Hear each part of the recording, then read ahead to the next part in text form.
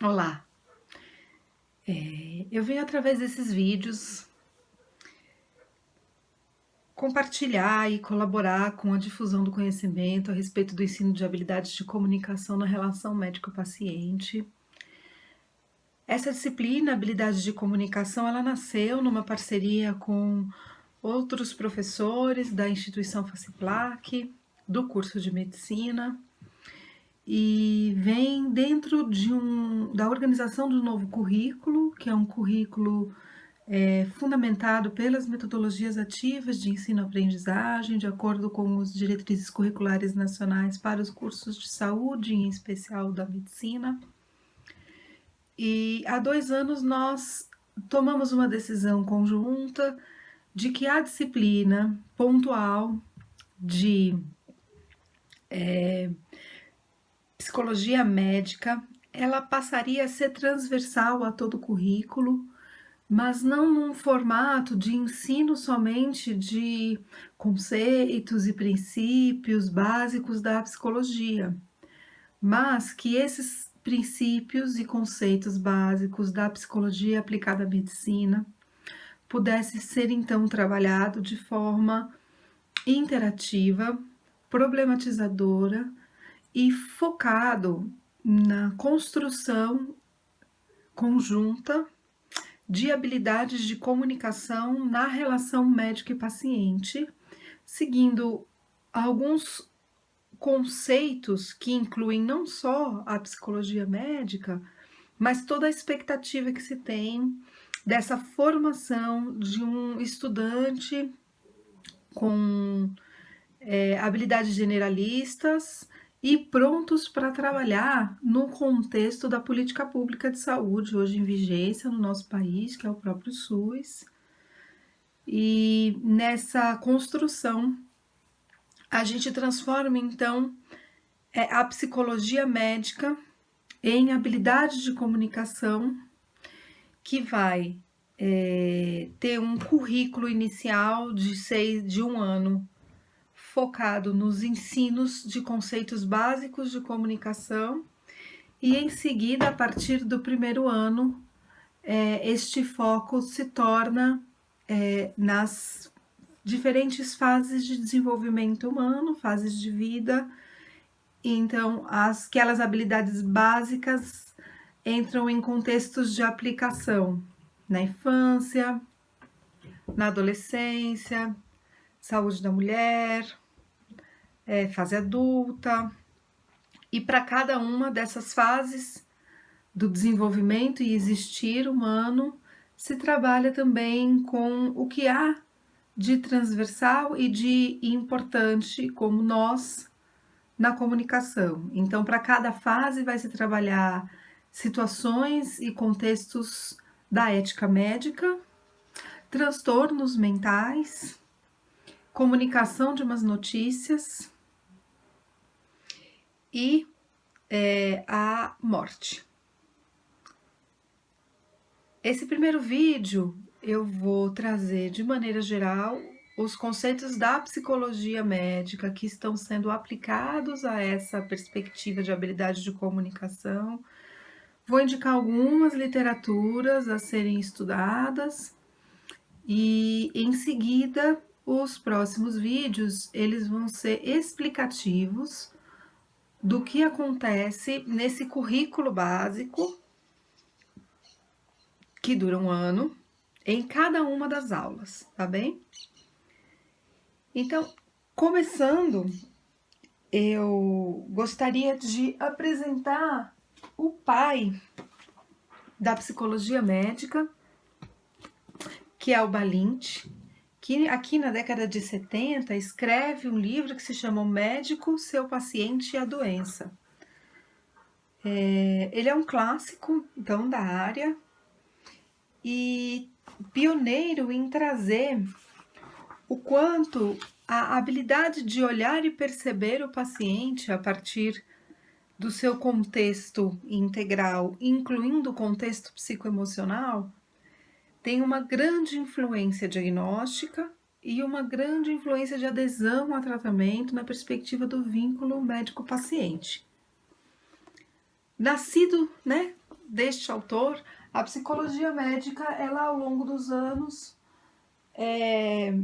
vem sido publicada por vários autores brasileiros. Tenho alguns exemplos aqui de livros recentes, como aqui o livro Caixeta, também bastante conhecido, do Caixeta, bastante conhecido no Brasil. Na verdade, já foram várias edições desse livro. Temos o livro também, alguns livros mais recentes que eu tenho utilizado. Agora, o que há de comum nesses livros e que muito importa no novo contexto da psicologia médica no Brasil e na perspectiva internacional, a gente tem no Brasil a política de humanização, que é a Humaniza SUS, que já vem trabalhando desde o ano de 2009 com tecnologias comunicacionais e interacionais, além de gestão, cuidado, saúde do trabalhador. Mas temos também um movimento internacional dentro da afirmação da atenção primária como porta de entrada de cuidado, promoção e prevenção em saúde, que se chama Medicina Centrada na Pessoa. Então, muito interessante hoje é nós começarmos a trabalhar a psicologia médica e a comunicação na relação médico-paciente dentro desse arcabouço teórico, metodológico, que se chama medicina centrada na pessoa. Para isso, é importante que a gente passe a entender que a medicina centrada na pessoa, ela tem como foco essa transição do modelo biomédico para um modelo biopsicossocial. Então, entendemos que por muito tempo a área da saúde veio se consolidando dentro de uma visão de homem, de mundo e do adoecer humano, dentro deste modelo centrado na doença, chamado como modelo biomédico. Brevemente, o que nos importa aqui é que as consequências desse modelo biomédico, dentro da lógica da tecnologização da saúde, é que se há uma tecnologização também na relação médico-paciente, na perspectiva de um distanciamento. Então, se estamos centrados na doença, centramos em diagnósticos, em procedimentos, em intervenções clínicas, com foco no hospital como um serviço de saúde central. E o modelo biopsicossocial, ele vai trazer junto dele o arcabouço dos determinantes sociais de saúde, que é um conceito já bastante utilizado pela própria OMS, e que considera que o adoecer é um processo que envolve a interação das predisposições físicas, né, ou biológicas do sujeito, mas também da sua história de vida, do lugar onde ele mora, da alimentação ao qual ele tem acesso, aos serviços e bens aos quais ele se beneficia, como, por exemplo, o acesso à água potável. Estamos falando de padrões culturais. E nesse contexto, então, quando a medicina deixa de ser centrada na doença e passa a ser centrada na pessoa, é de extrema relevância você ampliar a sua capacidade diagnóstica, que inclui não só fatores e sinais e sintomas físicos, mas que inclui o que determina, o que está no contorno desse adoecimento. E para isso, e aí os autores da psicologia médica deixam muito claros que a intenção da psicologia médica não é formar médicos psicólogos, mas formar médicos capazes de incluir a dimensão psicológica, não só no olhar sobre o adoecimento, mas no vínculo do profissional de saúde com o paciente. O que isso quer dizer? Olhar para a doença implica um estabelecimento de vínculo de confiança, em que se tem um roteiro de anamnese como ponto de partida, mas não como ponto de chegada. Porque a própria entrevista clínica, a própria anamnese, ela é conduzida pelo ritmo, intenções emocionais do paciente. Então, o modelo biopsicossocial ele vai trabalhar a partir de uma abordagem que o adoecer ele se torna percebido como um processo, é uma ocorrência que vai se instalar a partir dessa interação das dimensões biológicas, psicológicas e sociais, e o que é mais importante é que esta interação ela é sempre dinâmica. O que quer dizer isso? Quer dizer que o mesmo sujeito, em condições bastante semelhantes, pode ou não vir a adoecer. Eu gosto muito de dar um exemplo da situação do alcoolismo. Ter um pai alcoolista é um fator de risco ou de proteção para os seus filhos? E aí a provocação é assim: um filho pode decidir não ser alcoolista porque ele tem horror de ver o pai nos estados de embriaguez. Enquanto o outro filho decide ser alcoolista porque já que o meu pai bebe, alguma coisa de boa deve ter nisso. Muito simplificado e estereotipado. Esse exemplo é para dizer que fatores de risco de proteção, nesse modelo de interação dinâmica, eles não são estáticos. O que é risco para um pode ser proteção para outro, dependendo de como essa interação dinâmica se dá. Trazer essa perspectiva da imprevisibilidade clínica, ela incomoda essa lógica biomédica de que para um problema uma solução. De tal radicalidade que não há um problema, há problemas únicos. E não há respostas gerais, há respostas únicas. Então, passa-se a trazer essa habilidade de lidar com o outro, de ser sensível ao estado psicoemocional do outro como uma ferramenta para se entender o que levou este outro a adoecer. Alguns alunos falam assim para mim: mas professora, a gente vai tornar todos os contextos um contexto de investigações profundas, de estabelecimento de vínculo. E eu também costumo fazer essa brincadeira com os alunos em que eu digo assim, eu entendo que boa parte da rotina profissional de vocês estará determinada por um conjunto de metas a serem atingidas em determinado tempo de atendimento, mas eu desejo, como professora, colaboradora na formação de vocês, que vocês tenham pacientes que vocês chamem de meus. E é a partir da capacidade, da possibilidade de expandir o encontro clínico para além de um diagnóstico de doença que eu faço esse convite aos alunos para que não se torne tão mecânico esta relação, ao ponto de tornar, inclusive, com o tempo desinteressante o ato de cuidar. Né? Cuidar mecanicamente vai entediar, né?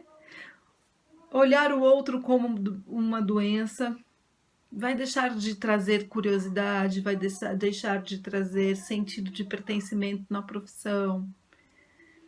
E o que é mais importante, quando tratamos o outro como doença, nessa perspectiva biomédica, sem olhar e considerar o sujeito na sua autenticidade, na sua unicidade, as chances do outro não desenvolver habilidades de autocuidado é muito grande, se tornar dependente de uma lógica mecanicista racionalista e não conseguir perceber como é que os sintomas chegam, o que esses sintomas estão dizendo dos hábitos negativos que essa pessoa tem tido na vida. Então, a gente não só diminui a capacidade de autocuidado do sujeito, porque não damos informações, porque não potencializamos a autonomia do sujeito, como ao mesmo tempo acabamos por diminuir a adesão ao tratamento. Porque adesão é vínculo. E vincular-se a um tratamento passa necessariamente por um vínculo ao profissional cuidador. Por outro lado, que é muito importante entendermos, é não cairmos em grandes opostos, né? Então, quando eu faço uma oposição a uma biologização do adoecer humano, eu também faço uma oposição a uma psicologização do adoecer humano. Não se trata de negar a explicação. Tanto que muitos autores, são autores com os quais eu tenho uma convergência de compreensão, eles dizem que o modelo biopsicossocial, ele não é um modelo que nega o modelo biomédico, ele é um modelo que o expande, amplia o modelo biomédico. Então, ele inclui sim a explicação orgânica, a explicação a partir dos fundamentos objetivos, físicos, biológicos, químicos, mas ele amplia e passa a considerar os problemas relacionais. A psicologização seria transformar qualquer contexto de adoecimento num contexto emocional e relacional. Não se trata disso. Se trata da interação desses fatores e do quanto eles influenciam. A gripe é um exemplo disso, né? A baixa imunidade, você pega uma gripe. Agora, uma reincidência de gripe, uma reincidência de baixa imunidade, ela vai dizer aspectos absolutamente diferentes para cada sujeito, né? Então, você vai investigar se é uma criança em idade de escolarização, como é que está se dando esse processo de sociabilidade numa creche ou numa escolinha, se é um adulto que tem uma reincidência de pneumonias, por exemplo, você vai investigar o que do estilo de vida, fatores estressores que têm levado esse sujeito a uma baixa imunidade, produzindo uma vulnerabilidade que coloca a vida dele em risco. Por aí vai. Tem um exemplo que eu dou numa das aulas para discutir essa questão da psicologização, da biologização e do modelo biopsicossocial como uma ampliação do modelo biomédico, que traz um caso clínico de uma criança de 2 anos que está internada com um quadro de meningite bacteriana. E a mãe acompanha esse paciente na internação e passa quase todo o tempo ao lado dessa criança no hospital. No modelo biomédico, então, o profissional faz uma entrevista na internação com as investigações que vão possibilitar o diagnóstico da doença, queixa, duração, história pregressa. Ele propõe o tratamento a partir do diagnóstico, levanta hipóteses de contaminação, indica medidas necessárias de prevenção, investiga outros problemas de saúde da criança e acompanha a evolução e a avaliação da eficácia do tratamento, complicações, efeitos colaterais. O modelo biopsicossocial, ele vai fazer tudo isso que o modelo biomédico propõe, mas entende que não é suficiente e vai tentar compreender o caso de uma forma ampliada. E aí, nessa intervenção biopsicossocial, o que é possível dentro desse caso se compreender do contexto de adoecimento. Então, esta criança que está internada, ela é o filho mais velho de 2 irmãos. O mais novo está com 4 meses e o pai trabalha na construção civil, tem 26 anos. A mãe com 24, ela é doméstica e parou de trabalhar com o nascimento do segundo filho, que está com 4 meses. Então, quantos fatores podem estar adicionados na instalação da doença da criança mais velha? Então, após o nascimento do irmão, esse filho mais velho ficou o que a gente pode chamar de manhoso, com comportamentos regressivos, dificuldades para dormir, começou a fazer xixi na cama, coisa que ele não fazia mais. Quando essa mãe deixa de trabalhar para cuidar do filho mais novo, a renda da familiar diminui, traz um impacto dessa restrição orçamentária que vai repercutir na qualidade de alimentação dessa família, além de maiores níveis de estresse na relação do casal. O paciente adoece dentro deste contexto. E aí vem a pergunta, né? Mas o que um profissional médico tem a ver com isso? Ele tem a ver com isso porque o afastamento desta mãe, deste bebê, porque ela está dentro do hospital, internada, junto com o filho mais velho, o afastamento dessa mãe desse bebê, que necessita da amamentação, dos cuidados maternos, fez com que a sogra, a mãe dessa mãe, né, que seria a sogra do pai, passasse a frequentar mais a casa, ajudando esse pai a cuidar deste bebê de 4 meses. E todos nessa família começaram a apresentar altos sinais de esgotamento. A mãe estressada por estar distante do seu filho pequeno, o marido estressado pela convivência necessária com esta sogra, que ele não mantinha relações harmoniosas.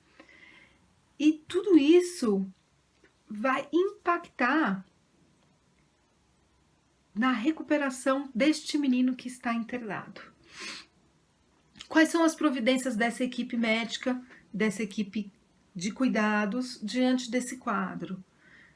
Induzir a divisão dos cuidados desta criança que está internada entre a mãe e a avó, retirando a avó da convivência diária e permanente com esse pai da criança, diminui o fator estressor dentro do ambiente da casa dessa família, diminui o fator estressor também dentro desse hospital. Quando se instaura um equilíbrio de relações familiares, se abre uma capacidade de melhora deste paciente internado, porque ele está com cuidadores em estados emocionais menos estressores. Então, essa frase não é minha, mas da Florence, que é a mãe, inclusive, da própria enfermagem. Ela vai dizer que existe cuidado sem cura, mas não existe cura sem cuidado. Então, o nosso trabalho em habilidade de comunicação é trazer os conceitos da psicologia médica para ajudar a cuidar. E a cura não é só a ausência de doença. Saúde não é a ausência de doença. Saúde é consciência e percepção dos fatores que adoecem, decisões por hábitos e estilos de vida capazes de produzir e de reforçar fatores de proteção para os sujeitos em seus contextos emocionais, culturais, históricos. E sentido de pertencimento profissional, profissionalismo, tem a ver com vínculo de confiança, capacidade diagnóstica e capacidade de negociação do tratamento. Então, eu encerro essa primeira conversa trazendo uma ideia bastante importante da medicina centrada na pessoa. E o próximo vídeo eu me dedico aos princípios básicos da medicina centrada na pessoa. Então, com a medicina centrada na pessoa, se ganha novos instrumentos que vão ampliar ainda mais este modelo biopsicossocial. Assim como o modelo biopsicossocial amplia o modelo biomédico, a medicina centrada na pessoa, ela traz ainda mais ferramentas de ampliação do próprio modelo biopsicossocial. Nessa ampliação se compreende que há 2 agendas postas na relação médico e paciente. O médico acessa a agenda do paciente tanto pelo acolhimento e percepção dos seus sinais, seu discurso e sugestões, como também pelo incentivo a expressão das suas expectativas, sentimentos, medos, assim como a sua própria agenda. Quero dizer, qual é a agenda do médico? A sua explicação para a doença ao paciente e caminhos de diagnósticos. Entende? Não é só a agenda do médico que está posta, há uma agenda do paciente. E estas duas agendas têm que ter importâncias semelhantes na consulta. Obrigada.